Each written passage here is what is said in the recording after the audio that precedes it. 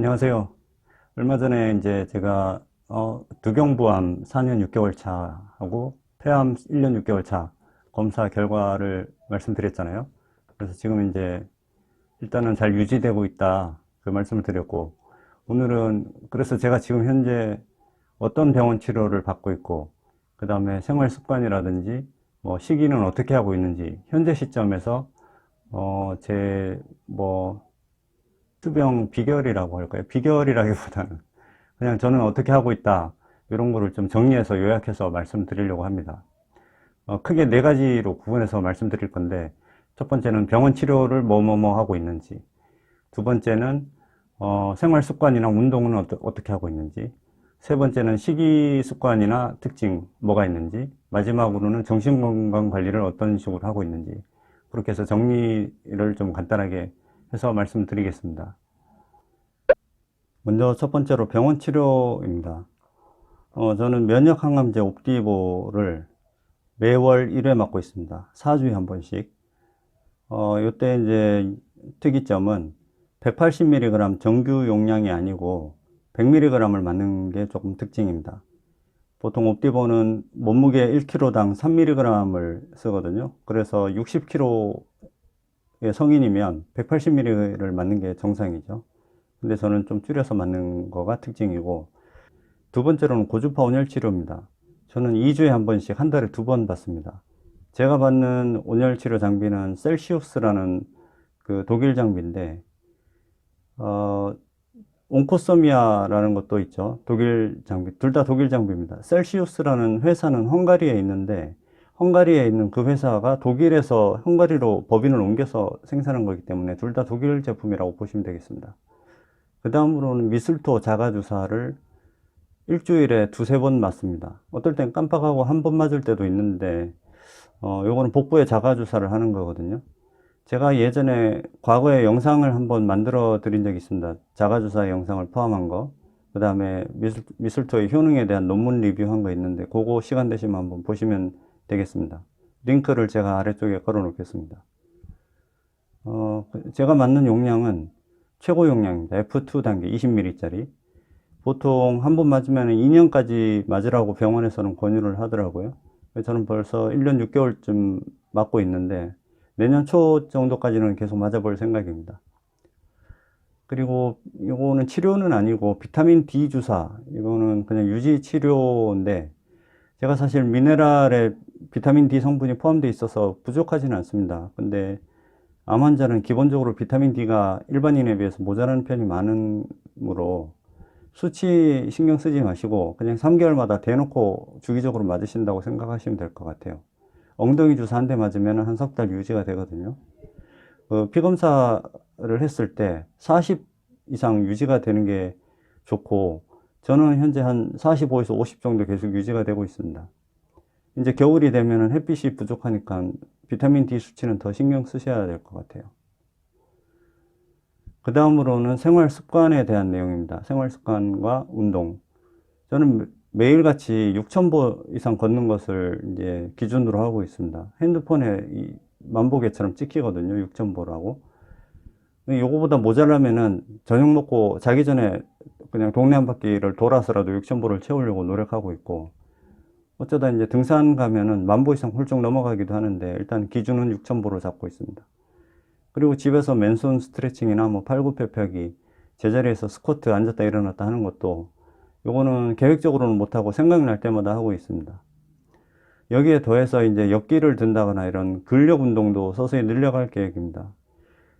결국은 근매스를 늘리면 혈당 소비를 암세포에 뺏기거나 하지 않고 근육이 뺏어갈 수 있게 할 수 있거든요. 간단하게 생각하면. 그래서 이제 근력 운동도 신체 활력을 위해서도 중요하니까 서서히 늘려나갈 계획입니다. 그리고 또 한 가지 생활 습관 중에 중요한 것은 수면입니다. 저는 하루에 8시간을 잡니다. 일정한 시간에 자는 것을 원칙으로 하고 있고, 중요한 것은 불면증이 없도록 관리해야 하는 겁니다. 저도 몇 년 전에 이제 그 암 진단받고 막 비강암 수술하고 그때 우울증이 와가지고 정신과 치료를 받은 적이 있습니다. 약을 한 6개월 이상 먹은 것 같아요. 지금은 그 우울증도 없고 불면증도 없습니다. 잠도 잘 자고 있습니다. 저는 이제 몇 년 전에 우울증이 있을 때는 잠이 드는 거는 드는데 중간에 일찍 깨는 게 문제였거든요. 새벽에 한 뭐 2시 이렇게 깨버리면 잠이 다시 안 오는 그런 문제가 있었습니다. 그래서 이제 약을 먹게 된 건데 필요하다면 약을 드셔서라도 잠은 무조건 잘 주무셔야 돼요. 투병하는 데 있어서 이 잠이 가져오는 그 면역력 강화가 엄청 크거든요.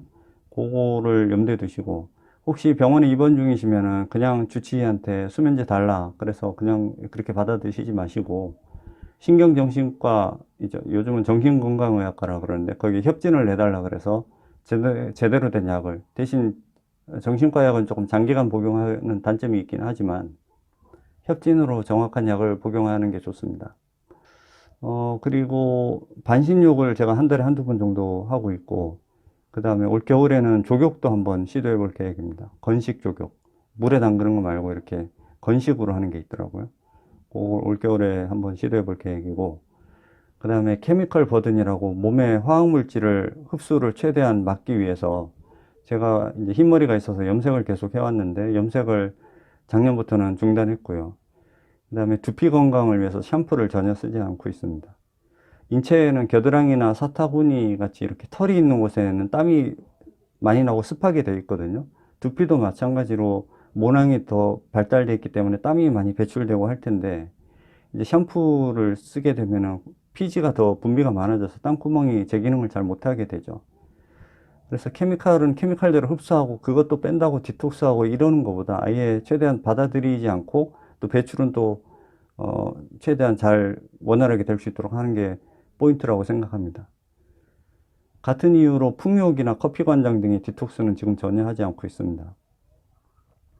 세 번째로 식이 습관입니다. 저는 음식은 가리는 것 없이 골고루 먹습니다. 뭐 그냥 가정식 반찬이죠. 그냥 뭐 특별한 거 없고 뭐 유기농 이런 것도 아닙니다. 그냥 시장에서 사다가 먹거나 아니면 반찬 가게에서 대놓고 먹거나 이런 거죠. 그리고 밀가루나 고기 이런 것도 전혀 가리지 않습니다. 굳이 가린다면 고기 중에 제가 안 먹는 몇 가지가 있는데 예전에 영상에서 짧게 말씀드린 적이 있죠. 3가지 정도. 그거 시간 되시면 그것도 링크를 걸어 놓겠습니다. 그거 참고해 주시면 되고, 유기농이나 뭐 농약 아니면은 뭐 항생제 많이 먹인 고기 이런 거를 따지는 자체가 스트레스고, 그런 건 좀 먹더라도 미네랄을 보충해서 빼면 됩니다. 운동으로 또 해서 디톡스하고. 그렇게 해서 잘 먹는 게 투병 생활에 얼마나 중요한지 모릅니다. 체력을 보존한다는 게 중요하거든요. 특히 항암 직후 휴지기에는 체력을 보완하고 체중을 늘리는 게 중요하니까 가리지 않고 다 드시는 게 좋다고 생각합니다. 제 식습관에서 특이한 점은 아침을 거의 매일같이 현미 누룽지를 먹습니다. 계란 후라이하고 현미 누룽지, 계란 후라이. 계란 후라이도 유기농 이런 거 아니에요. 그냥 마트에서 파는 거. 누룽지는 몇 가지 종류가 있는데 식감이 좋은 걸로 본인이 직접 하나씩 드셔보시고 자신한테 맞는 거를 정하시면 되겠습니다. 그리고 천연 비타민하고 효소하고 미네랄을 매일같이 먹습니다. 이게 가장 이제 투병 생활 중에 신경 쓰는 부분인데 식사만으로는 영양 섭취나 미네랄 밸런스가 불충분하거든요. 그래서 제가 한 5년간 암투병 하면서 여러 가지 종류를 많이 먹어보고 했는데 경험 끝에 낙점한 게 지금 먹고 있는 그 독일에서 수입한 그 PM 비타민 요겁니다.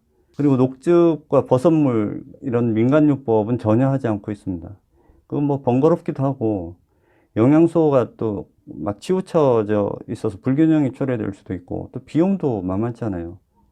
그거 그렇게 꾸준히 할 수가 없으면 차라리 안 하는 게 낫다고 생각하고 효과는 또 그닥 뭐 잘 모르겠어요. 마지막으로 정신건강인데 감사하는 마음을 가지는 게 제일 중요하고 또 저는 아침마다 친구가 그 성경 구절을 보내주고 있어서 일어나면 바로 읽거든요. 그걸로 이제 또 아침에 큐티라고 하죠. 묵상하듯이 그러면서 잠시 또 기도하고 이런 생활을 하고 있고 또 뉴스를 거의 보지 않습니다. 뉴스 보면 도대체 정치하는 인간들 잘못해놓고도 부끄러운 줄도 모르는 그런 인간들 소식 듣고 싶지도 않고 뭐 청와대에 있는 사람들이나 정부에서 지 잘났다고 하는 사람들 보면은 짜증만 납니다. 대신 시트콤이나 그 예능 프로 같은 거 많이 보는 편입니다. 뭐 요즘에 현주엽 씨가 농구선수 현주엽 씨가 나와서 먹방하는 거 그 재밌더라고요. 그다음에 유재석하고 이효리 씨가 나와서 하는 프로그램 그런 것도 재미있고 어 그리고 예전에 한 가지 더 이제 말씀드리면 예전에 그 노홍철 씨가 라디오에서 하고 싶은 대로 하세요 뭐 이런 멘트 있었거든요. 하고 싶은 대로 해보는 것도 좋은 것 같습니다. 제가 투병 생활할 때 대장암을 17년째 투병 중인 분 만난 적이 있는데 그분이 17년 전에 암 걸렸을 때 제일 처음 한 것이 할리 데이비슨이라는 큰 오토바이를 사셔가지고 전국을 다 돌으셨대요. 그게 해보고 싶으셨다고 하시더라고요. 죽기 전에. 그런데 그렇게 살다 보니까 17년이 지났다고 하는 분을 만났었거든요. 대장암 3기였는데 17년간 무사하시다가 이제 최근에 17년 만에 재발해서 입원하신 분이었어요. 지금은 잘 지내시는지 잘 모르겠네요. 하여튼 그렇고 정신 건강을 위해서 이제 스트레스를 덜고 또 하고 싶은 것을 한번 계획대로 해보고 뭐 버킷리스트 형태도 괜찮고요. 그리고 제일 중요한 것은 희망을 가지는 긍정적인 마인드. 그게 제일 중요하다고 생각합니다. 네, 이상으로 제 생활 습관이나 뭐 식이, 치료 종류 이런 걸 간단하게 요약해서 말씀드렸습니다. 투병하고 또 휴직에 몸을 관리하는 게 너무 이제 지루한 일상 같고 힘들고 기계적으로 반복하기가 어렵다고 하지만 이게 습관인 것 같아요. 자기가 이제 익숙해지다 보면 와, 남들은 그렇게 어떻게 하냐고 생각할지 모르는 것들도 자기는 별 부담 없이 이제 실행을 할 수가 있거든요. 결국은 그렇게 이제 생활 건강을 유지해 나가는 게 중요하다고 생각합니다. 어, 올 추석은 코로나 때문에 많이 위축됐는데 그래도 마음만은 좀 푸근한 연휴가 되셨으면 좋겠습니다. 그러면 저는 또 다음 시간에 뵙겠습니다. 감사합니다.